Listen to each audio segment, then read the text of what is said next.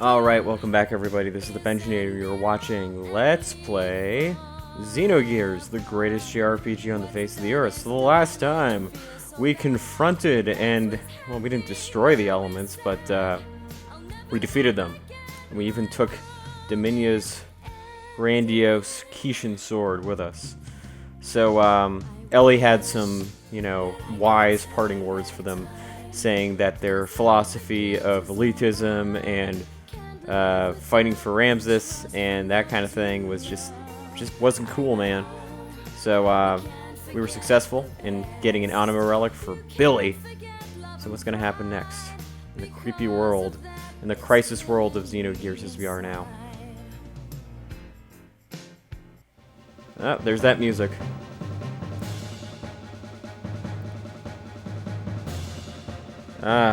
Information. So we're still looking for relics, apparently. Relics are good stuff. They give us Omni-Gears. Can't complain about that. But what's happening in the world of the Ministry? What kind of crazy stuff is happening now? Oh yeah, we're talking about Cain. Still activate the key. Uh-oh. They conspiring to kill Cain? It's crazy. That's true. Keep in mind, Cain is technically still alive, whereas these guys are in the Soul 9000. Oh, they're getting Mei Ying to do it. Interesting.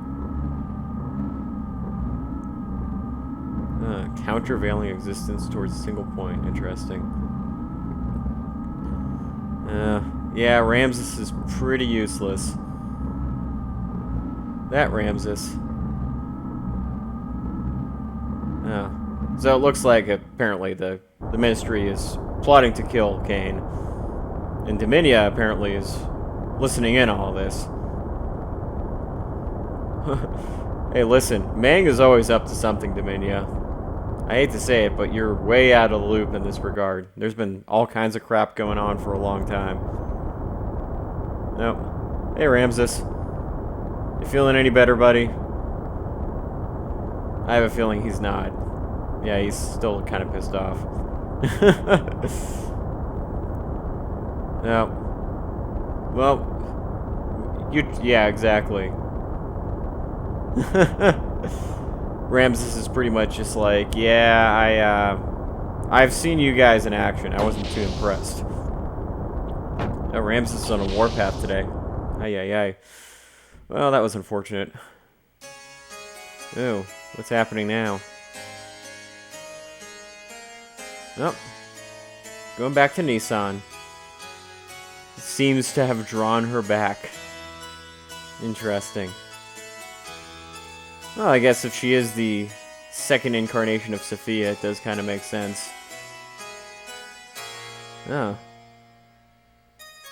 Well, looks like looks like getting rid of those Soylent System facilities really helped. But doesn't necessarily mean that everybody's going to be okay. Still, it's good to see that there is some help. Oh god, there's Ramsus. That's not good. See, this is one of the shameful things. Or, well, not shameful, I'd say, but it's a little sad that we don't really get to see this whole scene.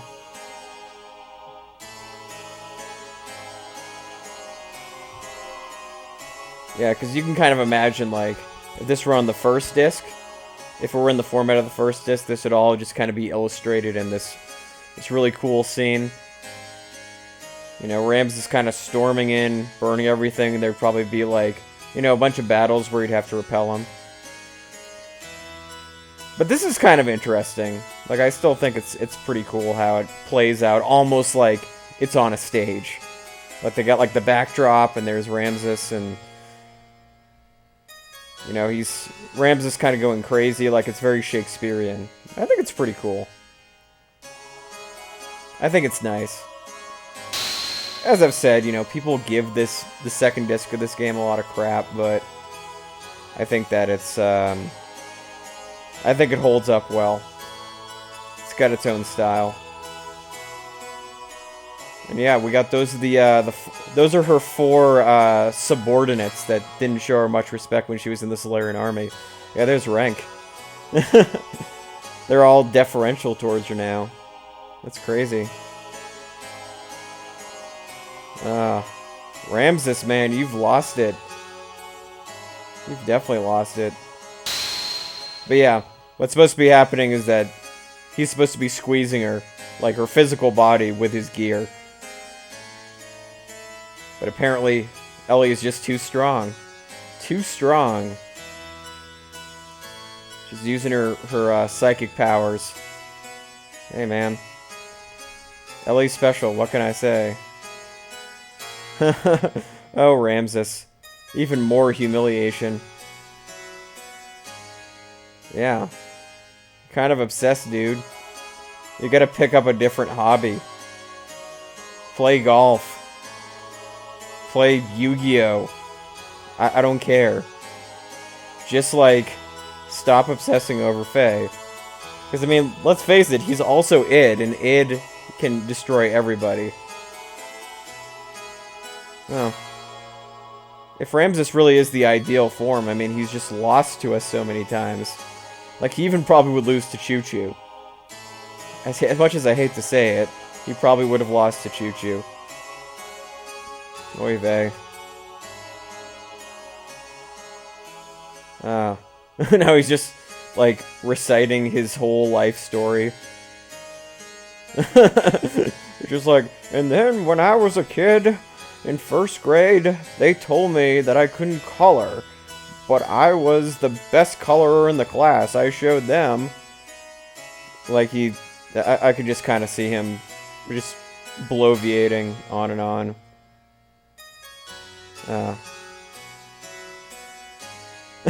Yeah, Elly's got it. Elly's just like, I don't think that you have... I don't think that you're attaining realistic life goals, Ramsus. We need to reassess your situation and think about these things. So basically, Elly has become his therapist. Oh, funny stuff.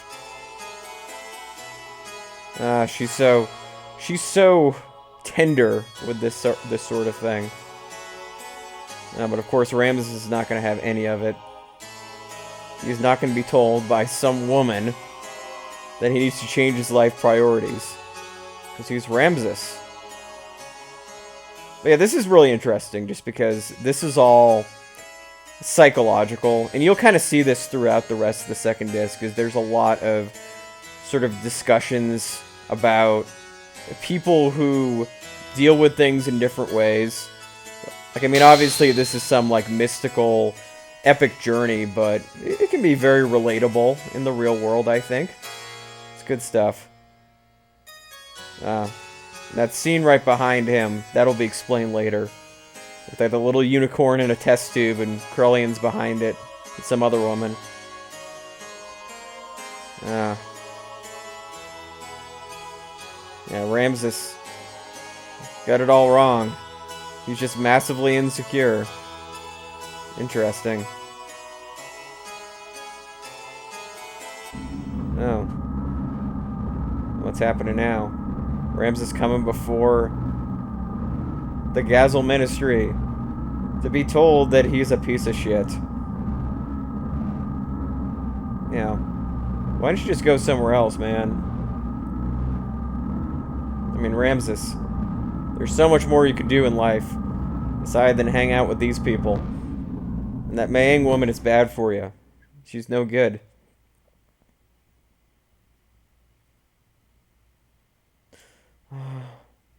She seems really sweet, but I definitely do not trust Mayang. She definitely seems very sinister. Hangs out with Krellian, hangs out with Graf. All the wrong people. Oh, hey, Krellian. Oh. Oh, so Krellian created Ramsus. He made him from Cain. Interesting. Huh. So... Are they trying to talk him into... Oh, they're trying to talk him into killing Cain. But isn't that what the Gazel Ministry wants to do? Interesting. Oh, it looks like they're both on board with getting rid of Cain. Ah, yeah, Billy's gear is looking pretty good. As we'll see pretty soon. Well, yeah, the Anima Relics. We saw them mention the entire game. And we don't really know what they're all about yet. But we do know that they make gears really awesome. Alright, we're going to another civilization, another ancient ruin. Yeah, mentioning an old friend. Foreshadowing. Hooray. Alright, so this time, I've decided to choose Citan, Billy, and of course Faye. So, this dungeon, as you'll see, and we'll get the lion's share of it in the next video, this is an interesting one because this is kind of a hybrid of using your gear and being on foot, although most of the battles are going to be in gears, so.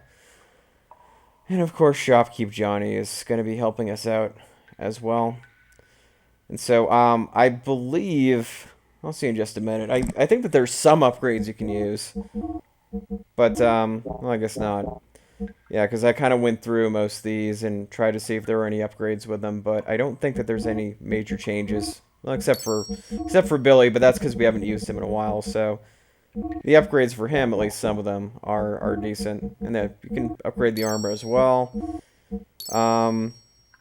But yeah, nothing new under the sun, really. Of course, I think Citan is totally up to date. Well, maybe not. So new engines, that's good. That's really good. New armor. Yay! We got armor. And there's a couple of new items to look at as well. As you'll see. But yeah. So nothing really. So in this particular dungeon, as you can see, there's a couple of treasure chests down there. There's a couple of interesting new enemies.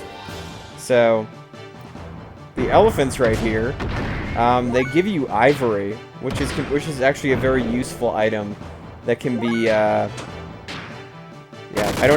I'm out of regular ammo for Billy, which is kind of embarrassing. But yeah, we actually see is that. Yeah, these guys aren't too hard for the most part. You just have to, if you use your level 1 attacks, you can usually take care of them pretty quickly. But even just a regular couple slaps with a sword will be fine. The one thing I should mention is that a couple of Billy's level 2 attacks are completely worthless. Oh, here we go. Get to see Fujin. Yay, that killed the elephant. Poor elephant. And there's this little, I like the little attack with his foot and attack with his trunk. But yeah, some of Billy's level 2 attacks just don't do anything unless you have ammo, which, you know, for pretty much this entire dungeon, I forgot to get him for. So, yeah, you're gonna watch this fail. Yeah, see, nothing came out of it. Isn't that great? Isn't that just amazing? And now Faye, of course, is gonna just drill him in the face and do all kinds of damage. Because Faye is the greatest. So, yep, all the good stuff. Some fangs, and so forth. And those items will be, you know, fangs, scales, ivory. That stuff will actually be really useful later. Because there's going to be a place where you can actually turn those things in for more money than just selling them regularly. Because, you know, for the entire game you could sell those things at a store and get something back for them, but this battle actually here is pretty important because these croaker tribes, I mean, they're pathetic enemies. You can just basically step on them as I've been doing, and they die. But they give you scales. And there's going to be an item that you pick up in this dungeon that will allow you to have a much better chance of them dropping scales. And so at the end of the game, there's going to be a side quest that allows you to get to a secret shop. And the stuff in that secret shop is awesome, but it's very expensive. So fighting the croakers will be a great source of revenue for the future. But it's only really useful if you get the trader's card, which we'll be getting in this dungeon. And it's an easy item to miss, as I will demonstrate in the next episode. But yeah, in that battle we got 4 fangs and 2 scales, so that was pretty cool. Alright, so that's the end of this episode. We're beginning the dungeon of the final Anima Relic. And we're going to see what traps and puzzles and all sorts of gobbly-goobity is going to be in this dungeon in the next episode of Let's Play Xenogears. This is the Benjinator, and thank you guys for tuning in.